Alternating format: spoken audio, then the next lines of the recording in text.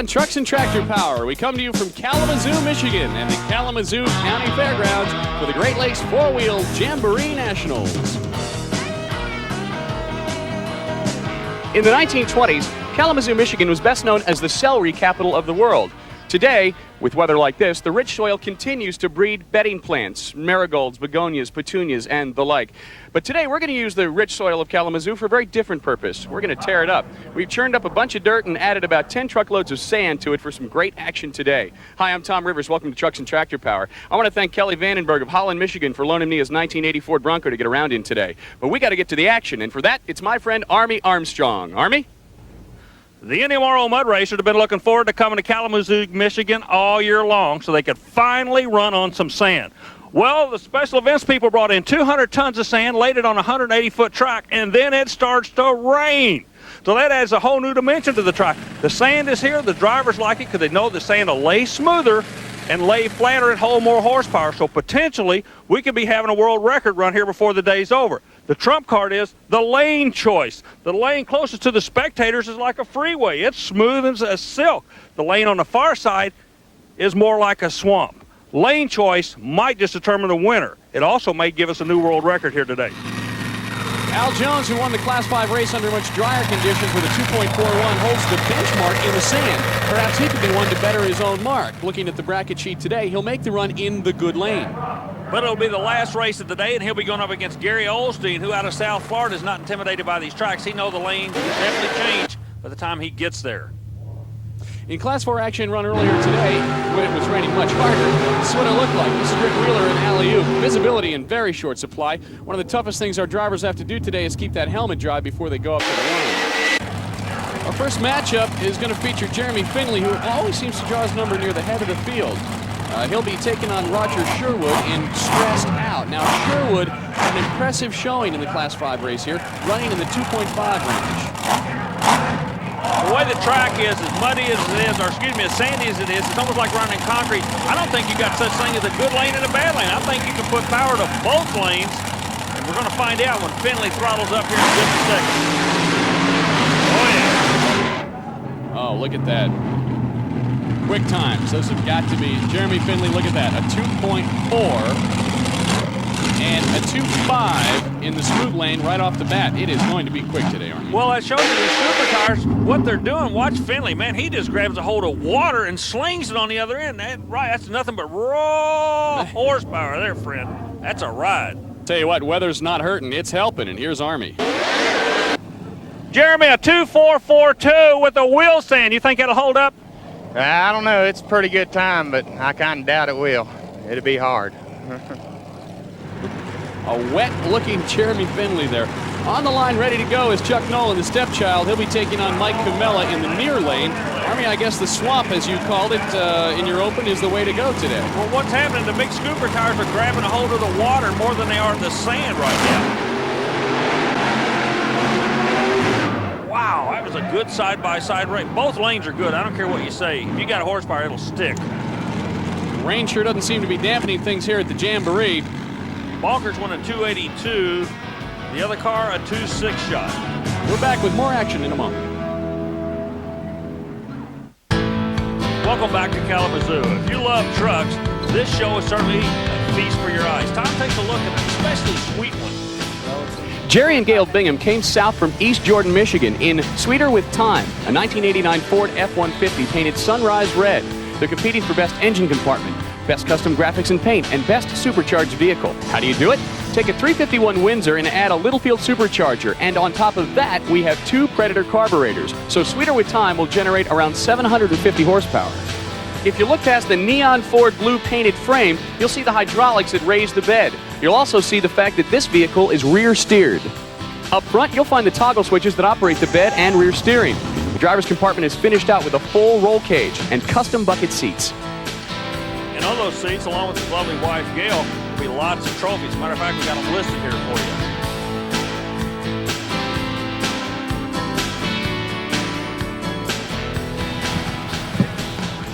Back to the competition area where we have a major tire swap going on. Mike Camella, who made a 2.822 pass in Bonkers, lending his scoopers to Joey Villarreal and Joey Quick. Horsepower is the name of the game. Scooper is how you get that horsepower to the track. We've already proven that. Good or bad lane, there's no such thing anymore. These big old horsepower tires are grip. Quick 15 Quaker State. Who's that coming out now, Tom? Tom Martin rolling up to the line. Martin's really stepped up this year with the help of Quaker State. He's going to be taking on Brian Fry. Of course, Martin's made several design changes. We'll get more on that from Army Armstrong about Tom Martin's Super Trooper from Portage, Indiana, and the changes. Tom Martin and his Super Trooper crew showed up at Kalamazoo, not just with a new sponsor, Quaker State and Slick 50, but a brand new chassis design. It looks the same, but it's not. It's actually 10 inches longer than most competitors. The wheelbase now is out to 150 inches. Why did Martin, a past world record holder, decide to go with a longer vehicle? Well, knowing they were going to be running some sand tracks this year as well as mud, he felt the longer wheelbase vehicle, in this case 150 inches, would give him more stability. He's not worried about horsepower. He's worried about stability of the vehicle. Right now, he's worried about besting a 2.442 run here at Kalamazoo. Boy, good shot. Let's see what the numbers say when they come up. 2442's number not going to be there. Quite. 264. He's still trying to get the fueling problem squared away in the car. Fry, meanwhile, has some problems. Backs it off to a 483. Next up, it's going to be Dan Brown in the blower drive service mind games. Remember the name Larry Hall? He's the one who tunes it out of Indianapolis, Indiana. You got a California sponsor, Indianapolis tuned, and we're racing in Kalamazoo, where Army's caught up with Tom Martin. Tom, a 264. I don't know if the number makes you happy, but the car sounded strong all the way through. No, it's pretty disappointing. We're struggling with this engine combination right now, and we're going to go out and test because we want to put this Quaker State Slick 50 in first place. He wants to put it in first, but so does Keith Barry, who's going to be Dan Brown's opponent. Take a look, two very similar looking vehicles, and Keith making the drive from Jenison, Michigan. Keep an eye on the track right in front of him. That's the interesting part. Look how slick it is, how smooth it is. Those big old tires can really get a hold of a smooth surface. That should let them go straight. Both drivers concentrating. That's a good run. Tom, this sand I'm really liking. Even muddy, I like the sand. Brown, a 249. Definitely muddy. You know, sand, we thought was going to look a lot different. There's Keith Barry with a 2.5. We thought the sand was going to look a lot different, but with the rain and the moisture here, it's actually just looking like an old-fashioned mud race. Oh, you're exactly right. Look in front of the vehicles how smooth the track is, and as they come through, the sand is the smooth part of the track. You get in the shutdown area, that's where you get your lumps and bumps. You do, and in the shutdown area that is a little sloppy, Army's got both drivers to talk to us. Well, you talk about a drag race, we just had one. These guys don't know what the numbers are. I'm going to tell them now. 249 for you, 251 for you. Did it seem that close to you out there, Dan? I couldn't tell. When you got on a big end, you couldn't see much. And then you hit that water hole on the end, and I didn't know where he was at. I was hoping I was away from him. How about you? A 251 is nothing to be ashamed of. I thought it ran really good. Like he said, you can't see nothing when you hit the water hole at the end of the track. How do you know where the other guy is? Just hope he's not alongside you. Back to you, Tom. Yeah, and hope a lot. Paul Hospenthal, another one of those Michigan drivers. Paul won the NMRO Open Division in 1994. His last Jamboree win came at Indy in 1994. Joey Villarreal is going to be racing him. Joey finished second at an Indy Cut Tire race back in 1995. Joey relies on Chevrolet for horsepower. In the other lane, they rely on the Ford to make the horsepower. You know, they were talking about what goes through your mind. I know exactly what goes through your mind in the shutdown area. Both drivers are saying, "Our Father, who art in heaven, please keep that man out of my lane." I haven't seen any rosary beads hanging from the side there either. Whoa! Showtime!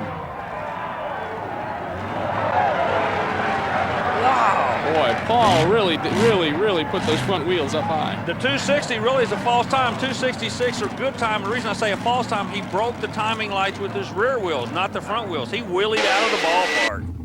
Replay's going to show you real quick. This was the lane they thought was the bad lane to start of the day. Look at the horsepower they can plant. Goes out, short shifts it, now he's just powering it up. Houston, we have liftoff.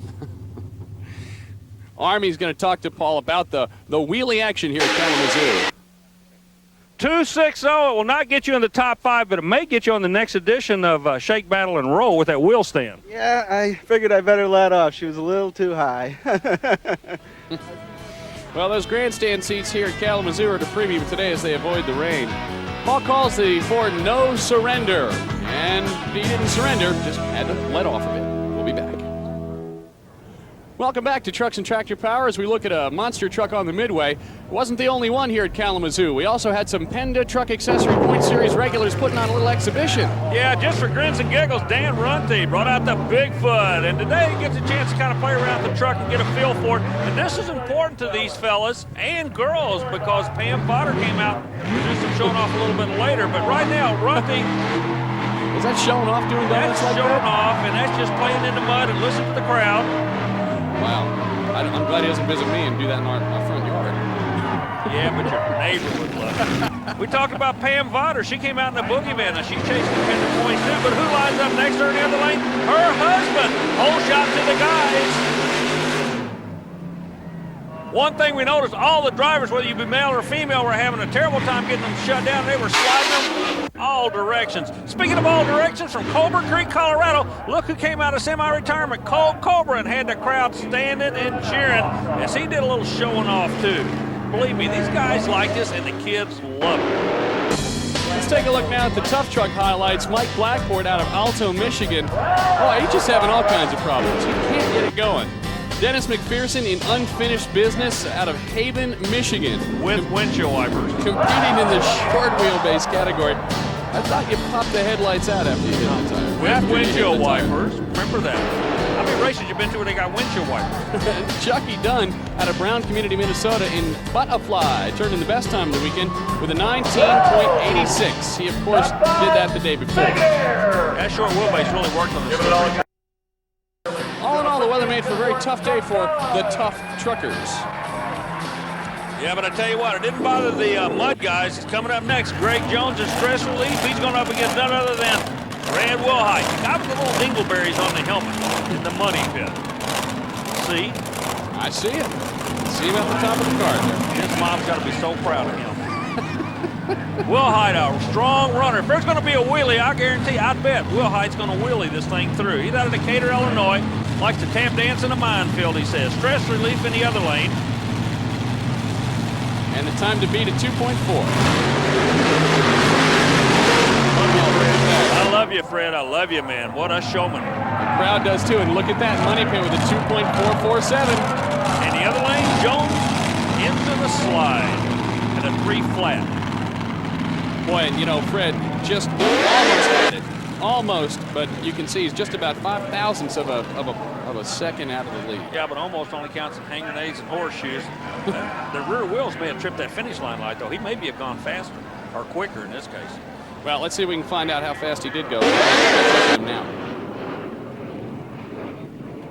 Fred, a 2:44. Now that's 5/1000ths of a second off the lead. The question is, did you trip the lights with your rear tires?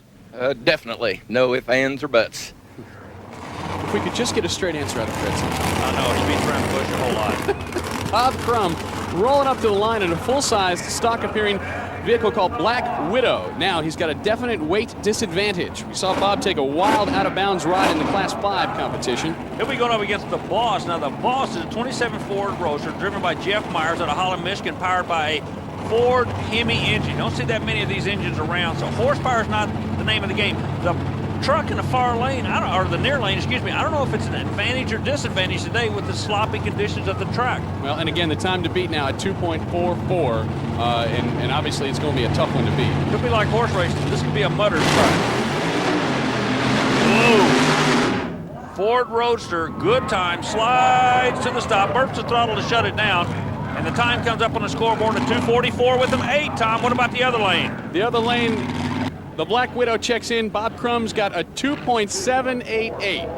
So I guess the question continues to be, are they tripping the lights with their back tires or with their front tires? And I don't know in this case. No, you got to watch the replay come up. I believe the front tires got it. He set it back down right about here. Yeah, front tires tripped that. That was a good time, a real time, if you will. Let's send it down to Army to check with Jeff. What thought goes through your mind when you're in mud, water, going about 100 miles an hour and your front end's about 4.5 feet in the air? Hope it goes straight. Boy, these guys, they're so worried. They just want to talk your ear off, don't they? Yeah, I guarantee you, I'd be talking to somebody up above if I was in those same conditions. Real quick, speaking of up above, this guy does not want to do a wheelie. The Rolling Thunder comes out with a wheelie bar. I don't know what that'll do in the mud. It'll keep it, well, we're going to find out here real quick. The whole idea behind it works in drag racing. He's taking on Kim Ostrander in Climax. Ostrander in a Ford-powered G-Plus vehicle leaves and makes a run. He goes across the finish line. We got a problem on the starting line, so not the run that either of these guys were looking for. Yeah, that doesn't look like a small That's problem a either. nitrous fire is what that is exactly. Rolling Thunder did not finish because of fire. Here's a look at it. You should see an explosion is what you should see here. But Oh boy, look at that. Picture's worth 1,000 words. All of a sudden, that little tire in the back is not in his mind at all anymore. Before you run a nitro system, you must purge it. When he purged it, it ignited on him, thus liftoff, Houston. 2 more passes to go. Let's check the leaderboard. Jeremy Finley in at a 2.44, followed by Fred Wilhite, Jeff Myers, Dan Brown, and Keith Berry. We're back with more in Kalamazoo right after this.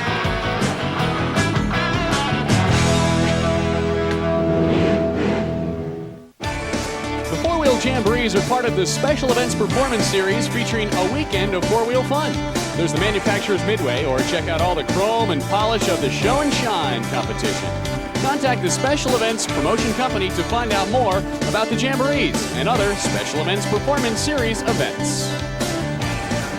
Boy, the Show and Shine trucks you see here on the Midway are just wonderful to look at. As the people enjoy those walking around the Midway, we're going to roll back to the line where Steve Bareman in Chemical Reaction is going to be part of the first of our last 2 pairs. Steve's last win came at the Class 6 competition in Indy. Now the swamp has been the way to go so far in this one. Yeah, but David Sconce in the Tickle Pink will not be in the swamp lane. We had a lane that started off. The swamp lane was the lane Bareman's going to be in. The Kansas Highway lane was the lane that Sconce is going to be in. But so far, wet has been the way to go today. Chemical Reaction, 27 Ford Roadster, Audi horsepower out of New York. Sconce rolls into the lane, he's ready. Bareman's ready. Oh man, that was an awesome run. Awesome. See the time on that. Man, that kid went down there like skipping a rock, a 2:37, Tom. Wow. David Sconce checking in with a 2.830, so we have a new leader. Yeah, but look at this, like letting go of a slingshot. Watch this. I'm not sure he had any control over this vehicle. He was just along for the ride. Boy, he was. Look at that, almost high-sided. Army's going to check in with Steve Bareman now on that run. Great run. A 2:37 put you quickest of the day so far, but you were really on that edge, teetering between doing a big wheel stand and keeping it down on the ground. How do you know when not to backpedal? As long as I can feel it staying pretty low, I feel it's pretty safe. The way we got this car built, we don't really worry about doing wheelies with it. It's never done them before, and we got the setup pretty close, we think, where it keeps front tires down good. Well, we talked earlier about saving the best for last, and now it's the Battle of the Birds. Gary Osteen in the Dirty Bird, the slim-down Thunderbird body with the huge Ford power plant. Yeah, but he'll be going up against a guy that won on this track when it was much drier.